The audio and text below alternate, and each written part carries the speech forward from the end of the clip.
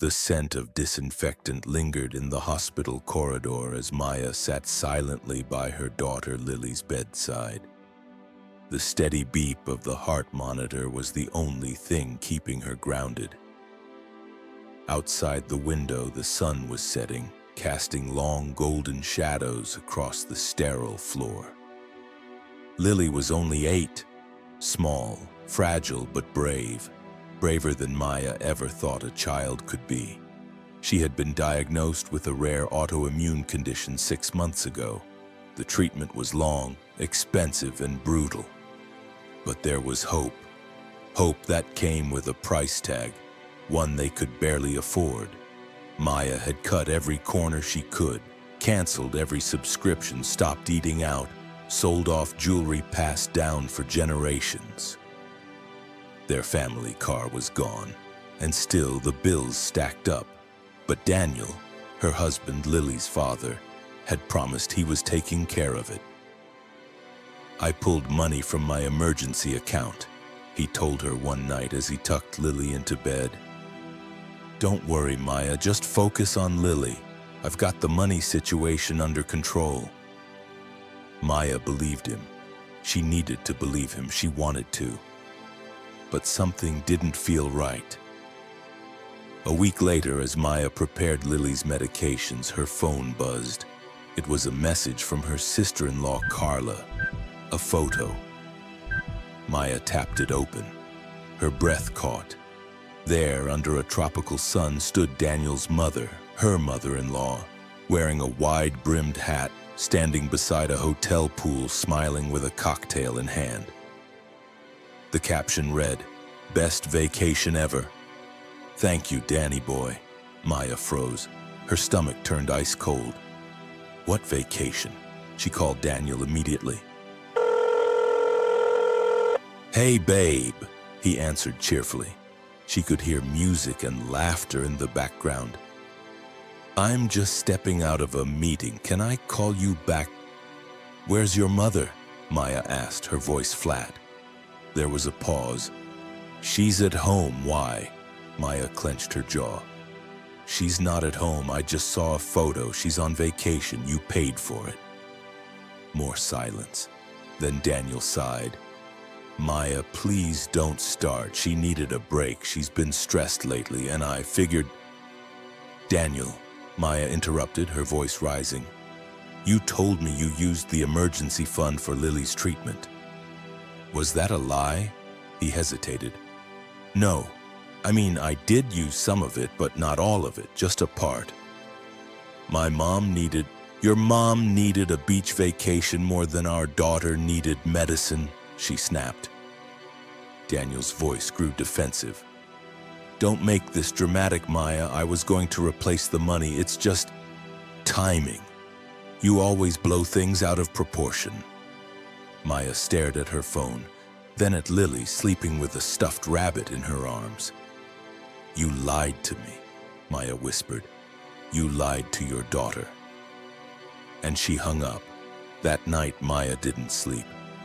She watched the moonlight filter through the blinds and land on the hospital blanket covering Lily's small frame. Her heart ached, not just with pain, but with a new emotion growing rapidly. Fury. This wasn't a mistake. It was betrayal. And it wasn't the first time. Flashback. 2 years ago, Maya remembered when Daniel had borrowed money from Lily's college fund to invest in crypto. He lost most of it and blamed the market. He apologized, promised to make it right. He never did. She remembered his mother always interfering, making Maya feel like an outsider in her own home. "You'll never be good enough for my son," she once whispered during their engagement party. And Daniel always took her side, always. Back in the present, Maya made a decision. She would no longer depend on Daniel. She would no longer let his family decide her child's fate. She would fight for Lily, for herself. That morning, she walked into the hospital's financial office and asked for an updated statement. As the receptionist pulled it up, Maya's hands trembled. The woman looked at her with sympathy. "Ma'am, your last payment was over a month ago. The hospital's charity fund has covered the remaining costs since then, but it's running out." Maya's heart sank. Daniel hadn't paid anything. He'd lied completely. Maya left the office in a daze. When she got to Lily's room, a volunteer nurse smiled kindly and handed her daughter a small balloon animal. "You have a brave little girl," she said. Maya smiled weakly. "She gets it from her mom," the nurse added. Maya blinked, her chest tightening. No more waiting, no more lies. She would take charge, even if it meant starting over alone. Speaking with specialists, researching financial assistance programs late into the night. Daniel, meanwhile, stayed busy with work. He didn't show up at the hospital once, not even for Lily's scheduled treatment. And his mother? Not a single call, not even a message.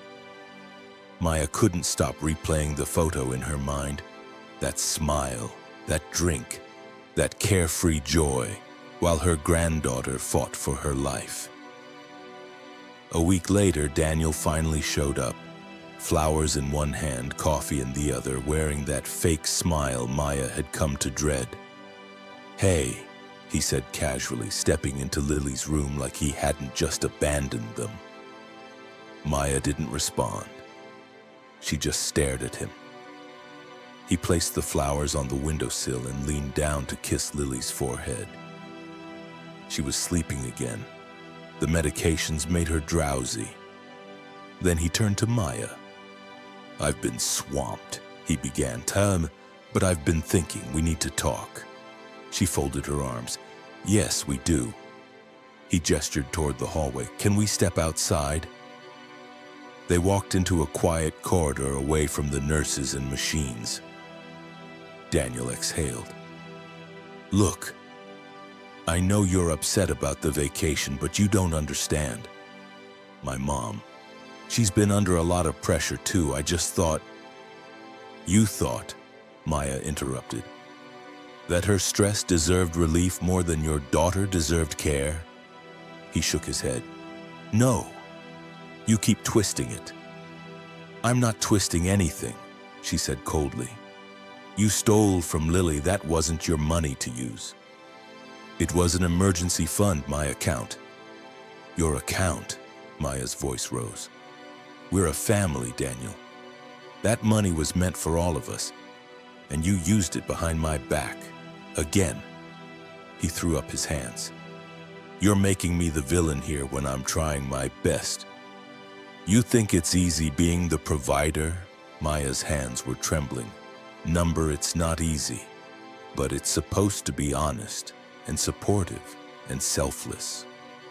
There was a beat of silence. Then Daniel said something that made her blood run cold. "Maybe if you stopped playing the martyr and got a real job instead of hovering over Lily 24/7, we'd have more money." Maya stared at him in disbelief. "A real job?" she echoed. "Daniel, I gave up my career to be there for our daughter because she is dying. You think that's not work?" He flinched but said nothing. Maya shook her head. "You've changed." "No," he said, "you have. You're just always angry now, always judging. You're exhausting." She blinked back tears. "Then maybe," she said slowly, "you should leave. If this is so exhausting for you, go." He stared at her for a moment. "Fine," he muttered. "Maybe I will." And with that, he walked away. That night, Maya cried in the hospital bathroom, not just from hurt, but from the weight of what she had to do next. She called her lawyer the next morning. Flashback. Their wedding day. Maya had been radiant, hopeful, naive. Daniel had seemed like her protector, calm, charming, dependable. Everyone said they were perfect together, but Maya had ignored the red flags. His controlling behavior, his coldness when angry, his loyalty to his mother over their relationship. And now, The mask had fallen completely. The divorce papers were filed within a week. Maya didn't tell Daniel at first. Instead, she focused on Lily. She spoke to nonprofit organizations, set up a GoFundMe page. Something she never wanted to do but had no choice. The story caught traction. Strangers donated. Friends from college reappeared to offer help. The kindness stunned her. And in the midst of the chaos, something incredible happened. A woman named Dr. Alana Perez, a pediatric specialist, reached out. She'd seen the GoFundMe campaign and offered to review Lily's case for free. Maya met her a few days later in a hospital cafe. Dr. Perez was warm, thoughtful, sharp. "I read every detail," she said, setting a file on the table.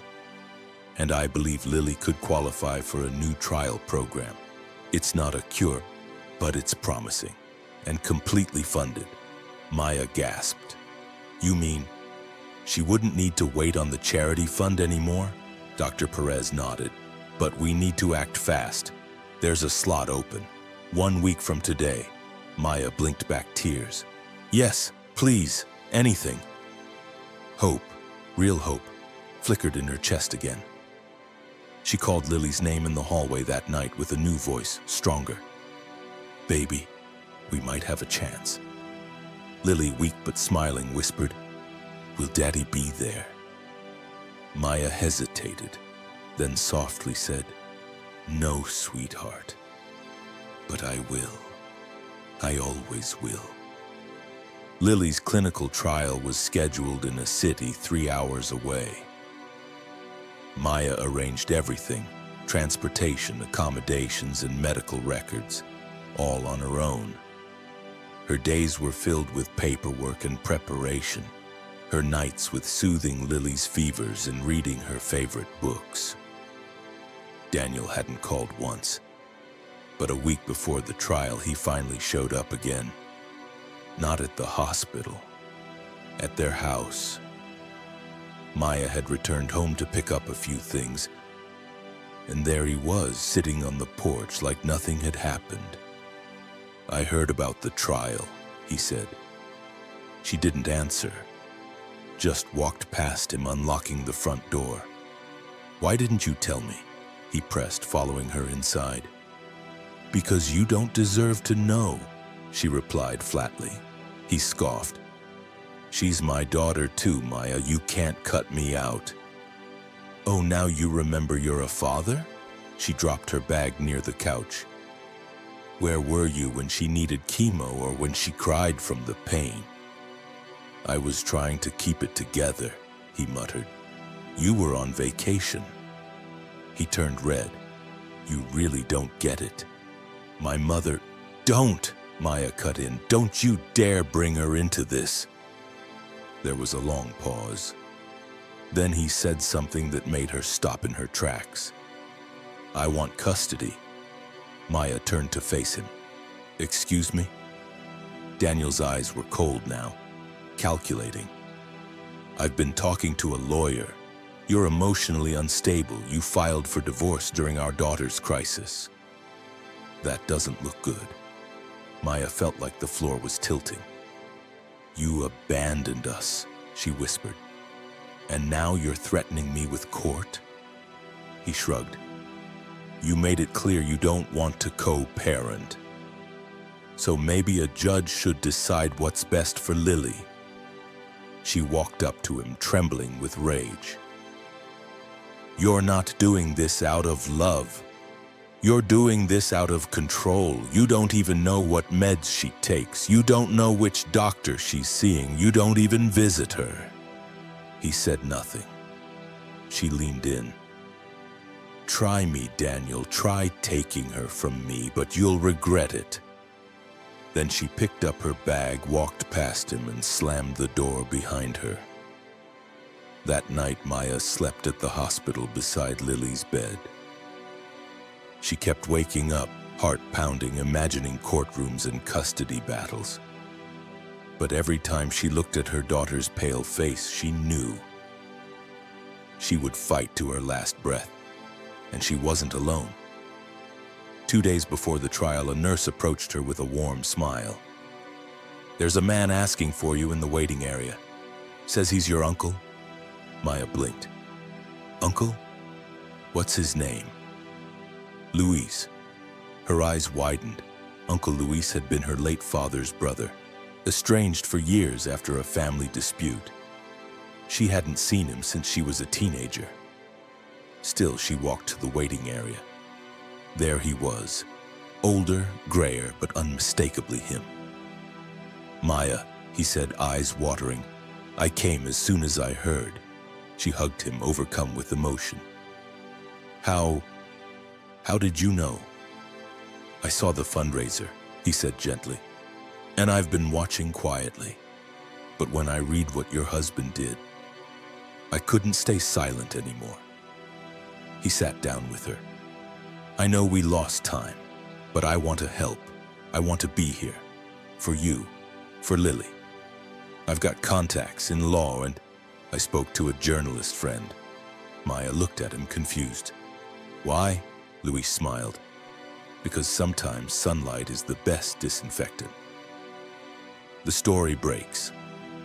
The next morning, a local online newspaper ran the headline, "Father allegedly uses daughter's cancer fund for mother's luxury vacation." The story included blurred-out photos, screenshots from Maya's fundraiser, and even anonymous testimonies from neighbors. It went viral within hours. Suddenly, people were talking, calling, donating. Daniel's name, once invisible and was now public. That evening, he called Maya in a panic. "What the hell did you do?" She kept her voice calm. "Nothing. I've been at the hospital with Lily, you know, parenting." "You humiliated me," he barked. "My job saw that article." "Oh, so now you care about appearances?" she snapped. "You need to get that article taken down." "No," Maya said simply, I don't." He paused. "You're vindictive." "No," she said, "I'm a mother." And she hung up. Lily's trial begins. The day arrived. Uncle Luis drove them to the facility, holding Lily's hand like she was his own granddaughter. Dr. Perez met them at the entrance. "She's brave," she said, crouching to Lily's level. Lily smiled faintly. "Mom says I have superhero blood." Dr. Perez winked.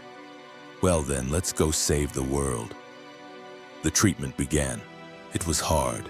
Lily cried, her tiny body weak from the medication, but she held on. And Maya never left her side. 1 month later, the first signs were small. Lily waking up without crying, eating more, smiling again. The doctors called it encouraging. Maya called it a miracle, and then the court date arrived. The courtroom was colder than Maya expected. Not just the temperature, the whole energy of it. The hard benches, the dispassionate judge, the quiet shuffle of papers and polite exchanges that carried so much weight beneath the surface. Daniel sat across from her in a dark suit, eyes lowered but jaw tight. His mother wasn't there. Apparently, the media attention had made her sick with stress. Maya suspected the embarrassment had simply become too much to face. Uncle Luis sat beside Maya's attorney, a woman named Valerie who specialized in family law. Calm, sharp, compassionate. Maya sat with her hands clasped tightly in her lap, doing everything she could to hold her composure. The judge glanced at the file in front of her. "This is a petition for emergency sole custody due to medical neglect and financial misconduct, correct?" "Yes, Your Honor," Valerie replied. Daniel's lawyer interjected. "We dispute those allegations. My client maintains he acted in the best interest of his daughter and was unaware of how his actions would be perceived." Maya almost scoffed aloud at perceived. The judge looked directly at Daniel. Mr. Ortiz, it says here you used $15,000 from a medical fund raised for your daughter's cancer treatment to purchase a luxury vacation package to Cancun? Daniel shifted in his seat. It wasn't supposed to be used all at once. My mother she needed a break. And your daughter needed chemotherapy, the judge replied bluntly. Do you understand the optics of this? I do now, he muttered. The judge turned to Maya. Mrs. Ortiz, has the child been receiving care continuously under your supervision? Yes, Your Honor. She's in the middle of a clinical trial. It's showing promise. The judge paused. And Mr. Ortiz, how often have you visited your daughter during her treatment? There was silence. Then, twice, in the past 3 months. Maya closed her eyes. The hearing lasted 3 more hours. Daniel's lawyer tried to argue that Maya had poisoned Lily's perception of her father, that she'd emotionally alienated Daniel, that the online fundraiser's terms weren't clearly defined. But when Valerie showed the judge text message screenshots, the ones where Daniel refused to pay, the ones where he demanded Maya be a good wife and not question his spending, the tone of the room changed. The judge read silently for a moment, then she said, I've seen enough. She ruled in Maya's favor. Full legal custody. Daniel to pay child support and attend parenting classes if he wished to pursue visitation rights in the future. No unsupervised visits until then. Daniel didn't look up as the gavel fell. Relief and reality. Outside the courthouse, Maya finally exhaled. Uncle Luis wrapped her in a hug. You did it, mija. No, she said, eyes shining. We did. That night, she returned to the hospital exhausted but lighter. Lily was asleep, breathing easier than she had in months. Maya curled up beside her, holding her tiny hand. We're okay now, she whispered. We're safe. A new chapter. Over the next few weeks, Lily's progress continued slowly, steadily. The doctors weren't promising a cure, but they were no longer speaking in months.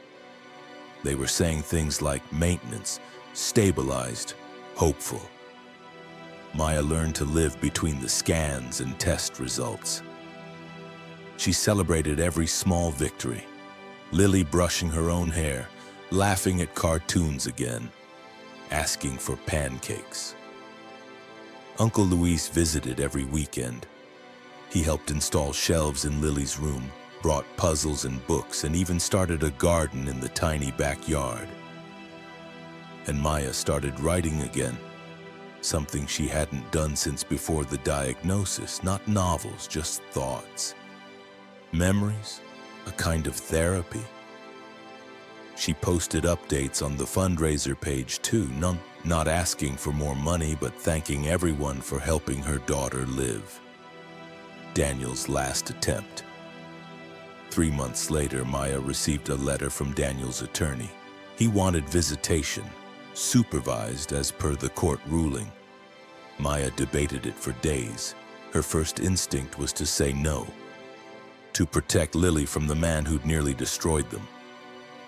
But then she looked at her daughter, stronger now, asking more questions, piecing together fragments of truth. One evening, she sat beside Lily and said gently, Sweetheart, your dad wants to see you. How do you feel about that? Lily was quiet for a long time, then she asked, Will he be nice this time? Maya swallowed hard. I don't know, baby, but he won't be alone. And if you ever feel scared or uncomfortable, you just say the word, okay? Lily nodded, so Maya agreed to one visit at a family center with a child therapist present. The day of the visit, Maya watched from a glass window as Daniel entered the room nervously. Lily sat on a beanbag chair, coloring. He sat a few feet away. Hey, Pumpkin, he said. Lily looked up. "I'm not a pumpkin, I'm a warrior." Daniel blinked. "Right, of course, warrior." There was a silence. Then Lily said, "Did you buy gras?" They say trauma changes you, but what they don't say is that survival changes you too. Just as deeply, just as permanently. 1 year and 4 months after that courtroom hearing, Maya sat in a small school auditorium, heart pounding as her daughter stood on stage. Lily wore a white dress and a pink headband. Her cheeks were round again. Her smile was radiant. She was holding a paper heart that said, "My hero is my mom." Maya had to grip the edge of her seat to keep from crying. The school was hosting a gratitude day, where each child honored someone who had helped them through something hard. Some chose teachers. Others chose siblings. One little boy had chosen his dog. But Lily? Lily stood in front of a room of strangers and said, "When I was sick, my mommy didn't stop loving me, even when I was scared, even when I cried. She told me I was strong even when I wasn't sure. And when someone tried to take money for my medicine, she said no. She said I mattered more than a vacation, and she fought for me. So that's why my hero is my mom." The room erupted in applause. Maya wiped her tears and smiled, locking eyes with her daughter, who grinned, raised her paper heart like a trophy, and gave her a little wink. It was a moment Maya would remember for the rest of her life. Some wounds don't heal the way you expect. Later that night, after the celebration, Maya sat with Uncle Luis on the porch. He handed her a glass of lemonade. "She's got your fire," he said. "I think she's stronger than me," Maya replied. He smiled. "That's what love does. Grows bigger through the next generation." They sat in silence for a while, watching the stars. Then Luis said, "Have you heard from Daniel?" She nodded slowly.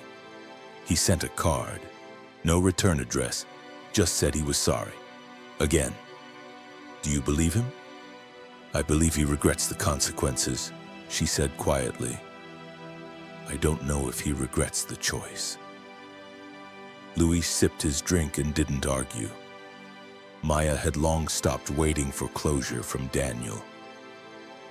What she'd come to understand was that closure didn't always come from apologies, especially when the damage was deep and the trust shattered. Sometimes closure was just moving forward without the apology.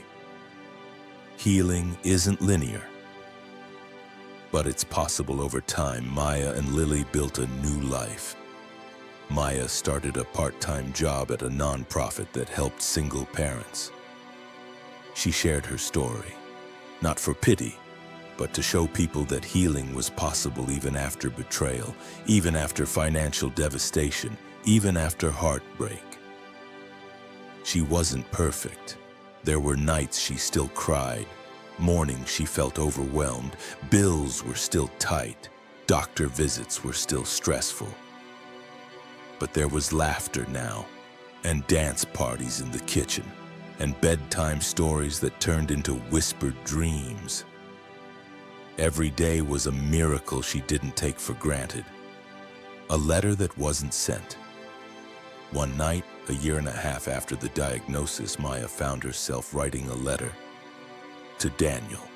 She didn't intend to send it. It was just something she needed to say. "Daniel, I don't know where you are now. I don't know what you've told yourself to sleep at night. Maybe that you did what you had to.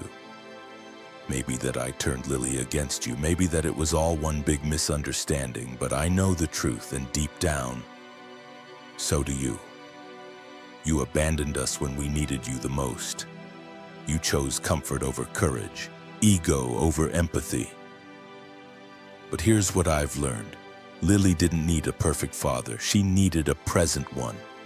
And when you weren't, I was. I was scared, I was angry, I was exhausted, but I showed up anyway. Every appointment, every fever, every setback. And now, she's thriving. Not because of you, in spite of you. So I forgive you, not for your sake, but for mine. Because carrying anger is like drinking poison and expecting someone else to die. I'm done with poison. I'm choosing peace. Goodbye. She folded the letter, placed it in a drawer, and never mailed it. She didn't need to. The final twist, in her favor. A year later, Maya received unexpected news. The fundraiser site she had used to raise money during Lily's treatment had nominated her for a local Guardian Angel Award, honoring parents who went above and beyond during a medical crisis. She didn't think much of it until the day a local news crew showed up at her door. They wanted to film her story. At first she hesitated, but then Lily ran into the room wearing a plastic tiara and said, "Tell them how I was bald and brave." Maya laughed and agreed. The segment aired 2 weeks later, and something remarkable happened. Emails poured in from parents who had gone through similar betrayals, single moms, grandparents, even adult children who remembered watching one parent abandon them while another stayed and fought. One message said, "Your story saved me. I was about to give up on my son, but then I watched you, and I decided to try one more day." That message made Maya weep, because now her pain had a purpose. A legacy of resilience. Years passed. Lily remained in remission, regular scans, routine checkups, but no signs of relapse. She grew into a fierce, funny, compassionate young woman, the kind who volunteered at animal shelters and stood up to bullies in the hallway. Maya never remarried. She didn't need to. She built a family out of friends, out of community, out of unbreakable bonds forged in fire.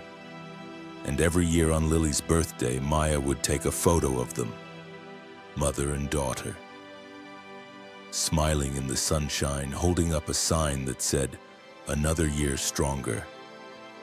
I used to think love meant sacrifice, that being a good wife meant swallowing my pain and pretending things were okay, that protecting my family meant protecting my husband's pride. But I learned something much more powerful. Love is showing up, even when it's hard, especially when it's hard. And sometimes being the villain in someone else's story is the price of being the hero in your child's. So if you're watching this and you're tired and broken and wondering if you're strong enough, you are. Even if your voice shakes, even if your hands tremble, even if you cry on the way, you are strong and you are not alone. Because I made it through, and so will you.